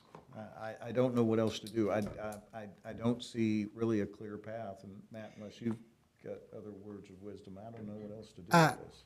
Can I make a suggestion? And this kind of goes along with Matt's ideal. I know that we can continue to table it. As of right now, there's only a $150 fine that he's facing. And that, Jim, this is to ask you, and it just kind of dawned on me. Could we move forward with citing him additionally so that, again, bring it back in front of the code board in 30 days, I could issue another citation. So that would put that up to a $400 fine to kind of move forward towards the procedure of, do you kind of get my thoughts? I really don't think there's a minimum amount of fine that's necessary to do a lien. I think if you want to get his attention, you put a lien on the property and file a foreclosure suit. He's either going to address it and then we can dismiss the suit, or he won't own the property after the commissioner sells it. And So the amount doesn't matter? I don't think so. If there's an unpaid fine, you put a lien. I mean, of course, if we decide we want to start doing this on a regular basis, I'll have to make sure that we know how to do it. 'Cause Well, we have done it, and Tate has done those foreclosure things, and they're, they can be complicated if there are a lot of mortgages and multiple owners and that kind of thing. And sometimes it's the kind of mess you don't want to get yourself into voluntarily. But really, that's the nuclear option, is to ultimately dispossess the person of the property who can't properly maintain it. And it would take a lot of time, and there would be some expense involved, but theoretically, the expense would be covered by the sale price at the end.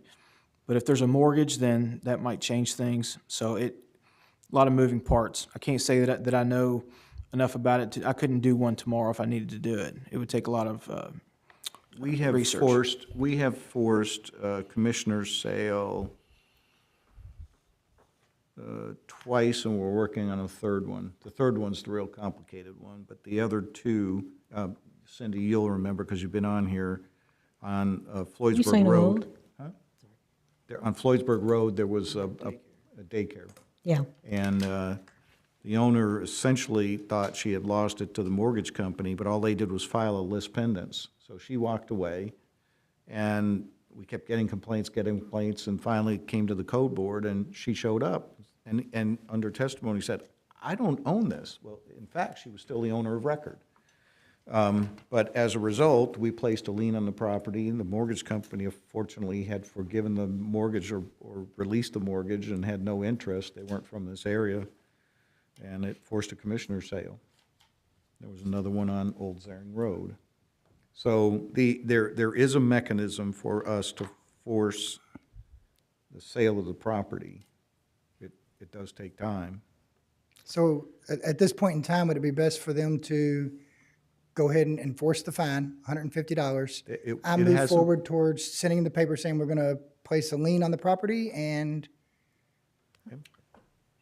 I mean, we could do that today because he hasn't paid the fine. Did you levy the fine, or did you hold it in abeyance? they hold it in abeyance. Yeah, so you'd have to actually enforce the collection of that $150 fine, in which case Adam would reach out to him and say, okay, you haven't done anything, you have to pay the fine, and then you have to wait, is it 30 days?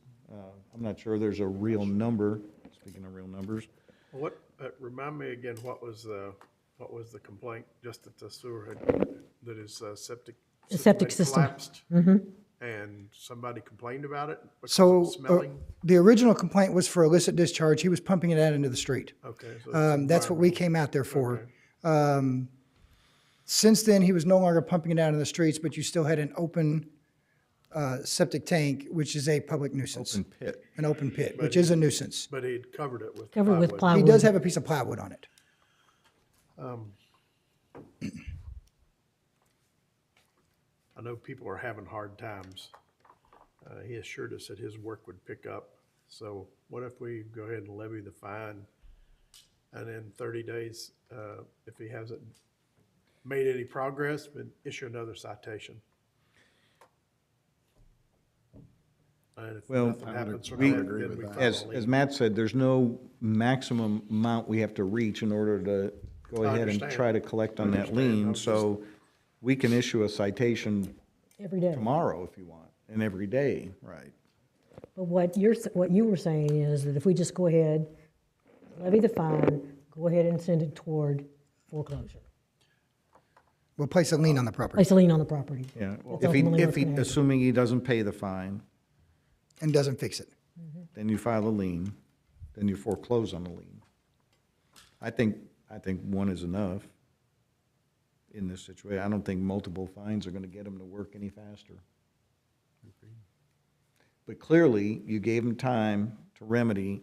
Adam said that it sounds like he hasn't been making payments. You held the fine in abeyance.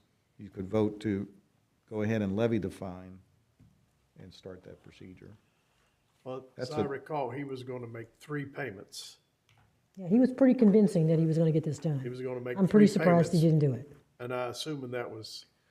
Well, the I don't other remember option whether he is said you it was can, going to do it 3 months, take 3 months to finally purchase the, Well, we didn't even give him a number to hit. We just said make progress, and I was gonna consider if he even put up rope around it to block, I was gonna be, well, that's some progress. well, he I put would've- playwood over top of it. Is that Well, progress? Well, he had that was already- The there plywood was now. already over top. He had already had that. What we had asked for was to put something around it as a barrier. That would have been a simple thing to do. And then he was purchasing this concrete, whatever you call it, and make payments. You know, the other thing in reality, Adam has given testimony, he's not making payments, but he needs to be here with receipts. So one way, a slow way, would be to write him telling him he had to come back to this body next month and show receipts of payment. You know, that, if he does have any money and he wants to produce a receipt as progress, then bravo, we've made a step. But if he, I don't know I that we like can that too. take Adam's testimony I like that. as evidence, because he says, Mm-hmm. as far as I know, he hasn't. Well, So, $150 payment toward a septic tank's a whole lot better than the $150 fine. That would not get you closer to a septic tank, so. right. So we need to make a motion. I make the motion that we, it done left my head. 30, that he We're gonna- comes back next month with copies of his receipts. We continue in abeyance for 30 days, bring copies the next meeting showing progress toward payments on a new septic system. And if not, then that's. Then we move that will- forward. Or a schedule for installation, because if a miracle happened and he hit the jackpot and is actually gonna have it installed, then that would be okay too, or better, so. yeah, so We're gonna go with the talking first about issuing him a letter or just notifying him verbally or, Adam will. I'll issue a letter and I think we hand need it deliver in it. writing, yeah. okay? So we have- Second the motion. We have a second. All in favor, say aye. Aye. Okay. Next. So the next On the case, motion, you- I did too. Oh, I'm sorry, you did. I seconded it. I thought you It was seconded. second? No, I can't second it. And we all voted. Got it. case 23-0013, this is 3105 East Highway 146. This was Starlight Hollow that had the sign out front. Y'all gave him 2 weeks to have the sign moved. I'd like to report that the sign was moved. I went out there April the 17th. The sign had been moved. Everything looks good. It's in compliance. So that case can be closed out. And then the last one, 7401 Glenwood Avenue. This is in Question- Lakewood. Question on Go that ahead. one. Has the website, The all the website website's been stuff's- down for, both his and the one that he yeah, didn't? make? I haven't, I can't, the last time I tried, I couldn't get either one of them, so. The 7401 Glenwood Avenue, an update on that one. That is the one that goes back 6 to 8 months. It's the property in Lake Villa. There is still a summons for him to go to criminal court. As far as I know, that summons still has not been served. I have been going over there. The property, it's starting to get in worse shape. I'm hoping to start another code enforcement case on that property. He did pay the fine on that one. There is a possibility I will be starting a new code enforcement case on that property. Even though one's going to criminal court, I can still start a new one, Matt? Yes. Okay. There's some vehicles starting to pile up again on the property, so probably be starting another one up on that one. And that'll do it. Okay. Is there any other business to come Yes. before the board? Yes, sir. I'm sorry. Did somebody else want to speak first? I'm just, think I'd like to recommend that we give a letter to Mrs. Summers outlining what we said. I'm not sure that she maybe comprehended all the timeline and. We usually do that. There's Yeah, we always, there's some follow-up paperwork that Okay. we send them. Yep. 'Cause we didn't say, when we were summarizing it, we didn't say anything about it being abandoned, the legs, and that's something. I will that, give her, so this, what you see right here, this final order, I will send her something in this order that states what the code board everything that we talked about today. It's a final order, right? Yeah. I get a copy. Okay. This was a special meeting moved to 4 o'clock, mostly because Matt, as our attorney, has court on this particular day, Wednesdays all the time, and can't make 3 o'clock. So I talked to Matt, I think he's advised this board really well. Our bylaws say that the meeting happens every, whatever, first Wednesday of the month at 3 o'clock. Does anybody have any objection to moving it permanently till 4 o'clock until either Matt's court cases, dates change, or? Well, they're never gonna change. Before we moved to Crestwood, it was easier for me to, at 2:55, just walk across the street. Now I can't do that, and even moving the meeting to 4, I just barely made it today. So, I hate to be the cause of a permanent schedule change, but Well, we have 2 members missing, so we can talk to them. Is 4 o'clock move reasonable, or do you want to talk to Barry about staffing for us, or, we like you, don't go. Mr. Combs has offered to cover this at 3 o'clock for me. I'm willing to. Turn your mic on. Are we still recording? Yep. Okay. Mr. Combs has offered to cover for me at 3 on these meetings. I can make it at 4. I can make it at 4. So it's totally. I guess my until such time was until the courthouse is built across the street, and then we can reevaluate whether you can make it at 3 and move it back, or. Right. We're going to have a special circumstance to move it to 4, That's fine with me. if everybody's in agreement. If it causes somebody a problem, then we can have somebody else be here. But I can be here at 4. I know that I can't be at 3. I support moving it to 4. You as well. All right. We have support. We'll ask, We need a motion. we'll ask the other, no, not yet. Let me make sure that the other 2 members, if they for some reason can't, Are they not here today because we switched the time, you think? we didn't hear anything from them. Oh, okay. We'll find out. And if that's the case, then we'll reconsider as opposed to making some kind of motion. If they're okay with it, but just weren't able to make this meeting, what we'll do is we'll bring next month a revision to your bylaws. And that's what you'll vote on, is to revise the bylaws. Okay? It's right. that simple. Is there any other business to come before the board today? Being none, we are adjourned.